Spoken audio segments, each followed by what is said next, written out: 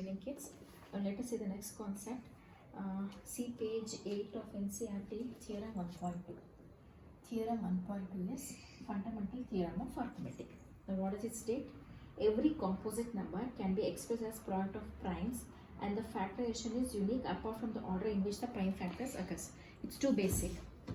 So they have told about composite number. First, you should know what is a composite number. Composite numbers are those numbers which will have minimum 3 common factors. Like you should have minimum 3 factors. Should have 3 factors. And you should also know the very first composite number is 4, because 4 can be written as 2 into 2 into 1. So 3 factors are there. So the very first composite number is number 4, then 6, 8, like that it will come. Now what is this fundamental theorem of arithmetic state? So every composite number can be expressed as product of primes, and the factorization is unique apart from the order in which it occurs. For example, take number 6. 6 can be written as 2 into 2 into 3 into 1, or it can also be written as 3 into 2 into 1, or 1 into 3 into 2. However you change the order, the value will not change. That's what they have explained. It's too general. And remember, composite number, it will have minimum 3 factors, and the very first composite number is 4. Now I want to explain example 5. Now example 5 is, check whether 4 power of n will end with number 0 or not. Check whether 4 power of n, where n is natural number, will end with number 0 or not, whether you will get unit digit 0 or not. Let us check with powers. 4 power of 1, 4. 4 square, 16. 4 cube, 64. 4 to the power of 4, 256. So it goes on. Now you see the pattern. The unit digit is either 4 or 6, alternatively. It goes on. 4 or 6. So it will not end with 0. You can't explain with these powers like this. So generally we will conclude how to write the answer.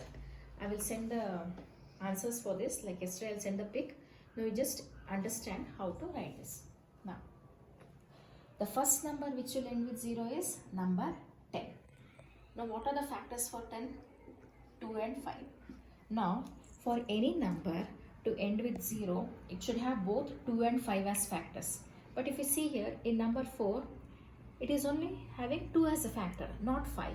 So it will not end with 0. We have to explain all those concepts. Okay. Now even in exercise they have given, check whether 6 power of n will end with 0 or not. Even this you check. 6 power of 1, 6. 6 square, 36. 6 cube, 216. So if you see here, with the power of 6, every power will end with digit 6 only. It will not end with 0. Why? Why? Because in number 6, you have only 2 and 3 as factors, and you don't have 5 as factor in that. There is only 2 and 3 are factors, so it will not end with 0. So you have to conclude answers like that. This will come for 2 or 3 marks. So you should write sufficient to conclude the answer. Now, yesterday I explained you about HCF and LCM. Now little bit concept I will again tell you that, so that you will be able to solve exercise 1.2. Now I am doing example 6. Example 6 is, 2 numbers are given, 6 and 20, and you have to do by prime factorization. You should find LCM and LCM by using prime factorization. Now 6 can be written as 2 into 3, and 20 can be written as 4 into 5, or 2 square into 5. Now how to write HCF here? HCF is whatever is the least common factor. 2 is the least common factor. And what is the least power? 1. So HCF is 2 power of 1, which is 2. Same way, let us see LCM. LCM, whatever is the common factor with the highest power, 2 square. and 3 and 5 are not common factors, but still we will include in LCM, not in HCF, we will include in LCM. So it is 3 into 5. So HCF is 2, LCM is 4, 60. Got it? LCM is 60, HCF is 2. And there is one more concept in HCF and LCM. HCF of two numbers into LCM of two numbers is equal to product of those two numbers. For one marker, you will get questions like this. One of the next example 7 is based on this. So understand this. Now I want to correlate this formula to example 6. Now here the two numbers given are, I am correlating with example 6. The two numbers given are A is 6 and B is 20. And we got HCF as 2 and LCM as 6. Now let us cross check here. Now as per the formula, HCF into LCM is equal to product of two numbers. Consider LHS. So HCF into LCM. What is HCF here? 2. LCM is 60. You are getting answer as 120. Now let us see the RHS.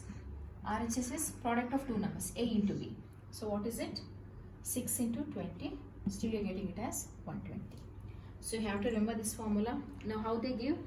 There are 4 terms here. HCF, LCM and 2 numbers.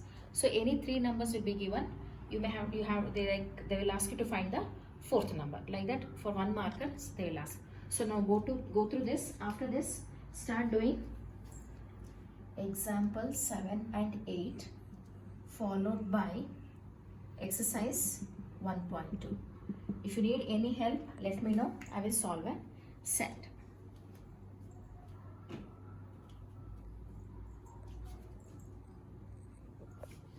I hope it is clear. Understand? Any doubts? Please let me know. Thank you.